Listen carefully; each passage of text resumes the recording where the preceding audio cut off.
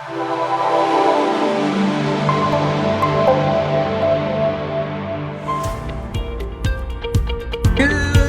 morning, Max. How are you doing today? Doing well, wiping a little sleepy sand out of my eyes, but I'm here, I'm awake, I'm ready to go. And you, Julian, how is Paris this evening? Well, Paris is good.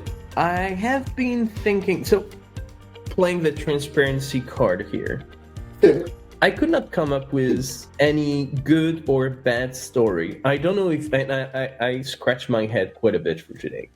I don't know if I've lived in some underground cave for the past week or so, but it looked like nothing really happened to me. I mean, I had stories with a few companies, but nothing worth either complaining or highlighting in any way. But I had, over the past few years, recurring experiences that have a common thread. And that's a lot of frustration. And I'd like to talk it out to see whether, again, I'm just the annoying nerd or whether that's actually something that everyone feels. So if you don't mind. It could be. Thank you for the support. So if you don't mind, I'm going to hop on the couch and I'd like to tell you that story. All right, I got it all dusted and ready for you, so hop away. Excellent. So that's a story about filters. In the old days, I think 2022, we can call anything pre-2020 the old days now. In the old days, you used to go to stores and hopefully end up having knowledgeable salespeople, which very seldom exist, that would help you, choosing product A over product B because it fits your requirements better. And then we move to digital and the beautiful world of the internet, and you tend to do most of your shopping online. Not necessarily you buy everything online, but at least you educate yourself online, compare the products. Even if you may finally buy something in a store, you tend to do some research online. And what I found out very recently, I thought about it because very recently I was scheduling my holidays and I wanted to rent a car because I didn't want to carry my car around, so I planned on taking a train and then rent a car on the holiday location. Yeah, it doesn't fit a carry-on. And then I was going on a holiday with my entire family. The goal was I want a car with at least 6 seats, including a baby seat, because my kid still needs a baby seat, obviously. And I could go up to 8. I don't care for the brand. I really don't care whether it's an automatic or manual car. I don't care about all the details. What I care about is get me a car that fits in my budget, got 6-7 seaters, has a baby seat. All the rest, great to have, not a must. And I went through all the major websites that we know, right? All those big car rental agencies. I went through the small local ones. I went through now you get, since we've got Uber, you've got Uber of everything. So you also have Uber of car rental, where you can rent a personal car from any random individual. None of them has proper filter. You can filter by brand. And I'm wondering, who filters by brand? How important is it to have a Mercedes versus a Volkswagen versus a Renault? I mean, ultimately, that's, at least for me, it's not a criteria. You could have so many filters, but baby seat, no baby seat, not a filter. Number of seats, not a filter. You could filter whether it was a city car or SUV or electric or petrol or diesel or whatever. I don't care about any of this stuff. And all what mattered to me would not be a filter. So I had to go through all the cars that would fit my budget, click them one by one, regardless of the website, and figure out, does that fit my criteria? Yes, no. No, it does not. Close the tab, move on to the next one. Oh my God. And a few years ago, when my wife and I were looking to buy a house, we had a similar experience. All the real estate companies online nowadays, they let you filter by a million types of filters that may or may not be important, but everything that truly mattered to me, like proximity to the train station or transport time to center Paris, or I actually want to have some outdoor space, but not that big. I mean, all the criteria that mattered to me, you never had filters for that. You had plenty of filters for stuff that don't matter, meaning you had to open each and every offer one by one and figure out whether this fits. if you go to all the video on demand platform, we've talked in the very early days of the CX therapy about Netflix versus Amazon Prime. Same thing. I never get the filters I want. I get millions of movies out there, and they try to understand who I am. Good luck with that, and figure out what I like. Good luck with that as well. To suggest content, but they don't let me filter. You get kind of broad categories, and that's about it. I think there are websites like Amazon that do a great job. You have plenty of other websites, not just Amazon, but it's international enough that everyone would understand, that let you filter with tons of criteria: the length of the product, the weight of the product, the price of the product, the number of stars or reviews or this kind of stuff. So hopefully you're going to find the 2 or 3 criteria that you can put in your filters because they matter to you. But most of the websites out there, so I talked about car rental, real estate, VOD, I'm very often incredibly frustrated because I just don't find the filters that match my personal requirement. And my question is, am I alone here? Am I on another on another complaining spree like I always am, or is it something that somehow you share? I so have your back on this one. I going to your original car rental one, that's insane, not having the number of seats. And I am surprised by that, because I've seen, more often than not, when I've seen car rental things, they literally had a little icon that showed you how many.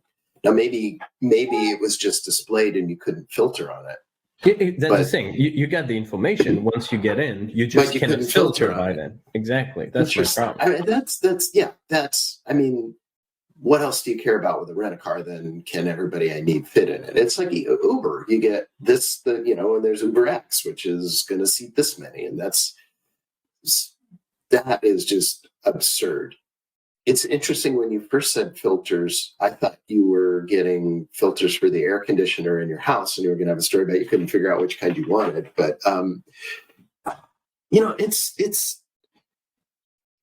there's so much. I'm going to go in a weird direction with this for a moment. This is why we're going to be disappointed with chatbots and AI for a very long time.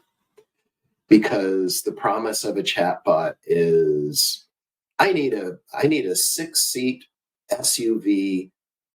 I don't care if it's manual or this or blah, blah, blah. Does you no good if filters don't exist. So if you don't have the data, you don't have the filters, you can't deliver a smart, personalized self-service thing, period. End of discussion. So this is an epic fail that, if companies don't catch up to, it's going to cripple self-service. And it's going to, all the promise of these smart things, I can have all the intelligence in the world, but if the data isn't there to make the decision, it doesn't matter. And I mean, there is one thing. So for a while, I've been trying to think, okay, that seemed to be a common thread, because that's definitely not the first time that happens to me. I did not even mention, because I probably want to keep that for another story, but I have a follow-up story about buying a baby car seat. Remember, we had a story about this. She's grown since. That's painful. I had to buy a new one, but that's very similar in a way, because you have a lot of information, just not the one that matters to you. And that brings a question. When they build those filters, how do they build the filters? Because normally you should build your filters based on, how are my customers shopping? And that's when you should actually have some real tests where you get a few sample customers in a room and see how they browse your website. Or, there's the other way around, where you select a few customers and you let them take notes or screen share what they're doing, just so that you understand how they actually utilize your website. I feel none of that actually exists for most of this website. They just provide whatever feels, hey, that's a cool information to have.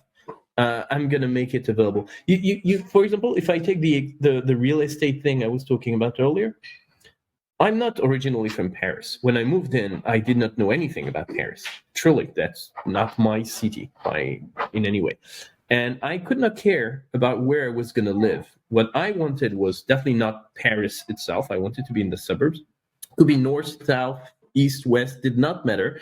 I just had a few criteria. Is it a safe environment? And how long is it going to take me by local transportation to get to my office? None of that would be possible. You would have to select a city first. But if I select a city, you kind of defeat the purpose of showing me what other cities could fit my criteria.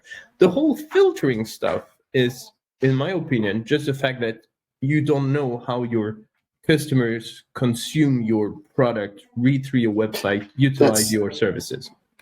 That's you just hit the rub on this one. I mean, there's a very straightforward lesson. Know your customers, know your customer journey. What do people care about? A rent-a-car company not getting that the number one thing you care about is how many people do I have enough seats for the number of people I have in this car is just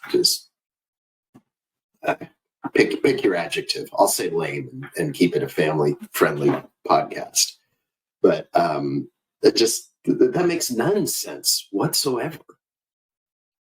All right, so the good thing here is I'm not alone. We've also discussed the fact that probably trying to understand how your customers use your product, website, online shopping cart, whatever it is probably a good thing to do. Any other recommendation on how to think about this? If you're a company, you're providing services online, and you had a breadth of different criteria you could use, and potentially a bunch of stuff you could not even do for technical reasons, but where do you start so that the interface does not become incredibly complex? Because you also don't want to have 50 different criteria, because otherwise it's not a nice experience either. Ironically, I could even make an argument for go ahead and throw 50 criteria at them, and then use that for 3 months, 6 months, however long, to learn these are the ones people care about. Have those, and then have other. And if I want to go crazy, I could go crazy. But there's no excuse not to have as many criteria as you can think of, other than the UI challenge. But the UI challenge can be solved. And it just blows my mind that they don't have filtering by number of seats. That in what universe? That's like going to an airline and booking a flight and not being able to say where you want to go. How is that helpful in any way, shape, or form? Exactly. And I think, so I've been trying to think about it. I thought, okay, is that a technical issue, or is it because those companies are thinking, if we give too many criteria, then potentially there is no product that corresponds to everything, so there is a risk of selling less? Or is it, if we give this criteria, we might actually sell the cheap product versus the expensive one, and therefore there is a loss of revenue? So I was thinking about, is this part of the answer? But then I'm thinking, when I started back to my real estate thing, I didn't find any website that was perfect. But I find one that was slightly better than others, because they would at least populate the houses on a map and show me travel duration. So I still had to select a city first, which made it insanely complex. But at least it was slightly better than the others. And I used that website versus anything else. And I think when you crack that thing, there might be a little revenue loss at the beginning. There might be some cases where you have too many filters and therefore there is no product corresponding to the requirements. But at least you differentiate yourself and you become a trendsetter. And competitors start copying you versus you trying to be different without really being different. So you're making me think on the real estate part. The car one is just dumb, period, end of discussion. But I wonder on the real estate if maybe the problem is you're not trying to use it in a way that 98% of the people use it. It may be that no one thinks in terms of, I'll take anywhere in this ring. It's more, I want to be Northwest. Give me all the stuff. And then I don't know. I've never designed a real estate website, but that one I could almost see a defense for. If that's the case, that people just don't think of it the way you're thinking about it, maybe that's the issue there. But it does seem pretty reasonable to say, I want to be in the suburbs of Paris, and I don't know Northwest from Southeast. Just show me the different places, and I want to compare them all. And you're probably right. I may be a loner on this one, but I'm pretty sure I'm not the only one. So there should be a website out there for my type of people, with hopefully not too many of people similar to me, but there must be a few, and therefore there should be a website to cater to that could actually get that business, because I guarantee there is a business to get around this kind of thing. But same thing for Netflix or Amazon Prime, and same thing for many other types of products we're not even talking about. But I think filtering is incredibly important. You basically empower your customer, because in the past, if we're talking about like tooling, right? Whether you want to buy a hammer or whether you want to buy a screwdriver or whatever to do repairing stuff in your house. In the past, you would go to the local hardware store and you would have a conversation with a sales that hopefully somehow knows what he's doing and can guide you, because you would give your criteria. You wouldn't have a list saying, take 3 check boxes out of this 50 list and we'll filter for you. No, you will have a human-to-human conversation. And hopefully the guy, knowledgeable as he is, will be able to tell you, that's the product you need to buy, or that's the store you need to go to, because unfortunately we don't sell that here. You don't have this human connection anymore, but you need the digital world to reproduce the same quality of service. And while you get the convenience, I don't think you're quite there. So, okay. You just opened up a whole new thread here. When I'm at the hardware store and I'm amidst that magical lucky day where I have someone in the hardware store who's actually helpful and knowledgeable, I have my 3 criteria, but I'm not even thinking about these other 2. And having someone who can say, have you considered? That's really hard, especially in a world where I can't ask you how many seats you need in your rent-a-car. That's really hard to predict, to say, okay, for this product, here are 2. I mean, it's conceivable to set up something to do that, but oh boy, that's smart. That's another thing here is, we're living in a world where the basics aren't being gotten right. But yeah, you're right, because there's even above and beyond just getting that right. There's the whole element of anticipating things that I'm not going to think about. And I think you just convinced me it's time for me to share the follow-up story of the baby car seat. We'll definitely have that one coming in the next few weeks. I'll write it down. Well, I do feel, I must say, I do feel better. Not better because we fixed anything, but better because, at least, except for the real estate, apparently, at least I'm not alone. And you're somehow sharing my pain, which makes me feel better, because there is a real problem to fix, and it's across industries. And that's very much a digital issue that, in a way, is not as good as what you may have in the real world. So probably something to keep thinking about. Well, there you go. Yeah, I guess you should. I feel good. I feel like we found a real problem, and it's not you. What more could we ask for in a CX therapy, I think? Perfect. I'll just stick to that. That might actually be the title of this episode. It's not you. Perfect. I love that. Let me write it down. All right. Well, thank you so much, Max. Have a beautiful day, I guess. And then we'll talk again next week then. Sounds great. Thanks, Julien. Take care. Thanks. Bye.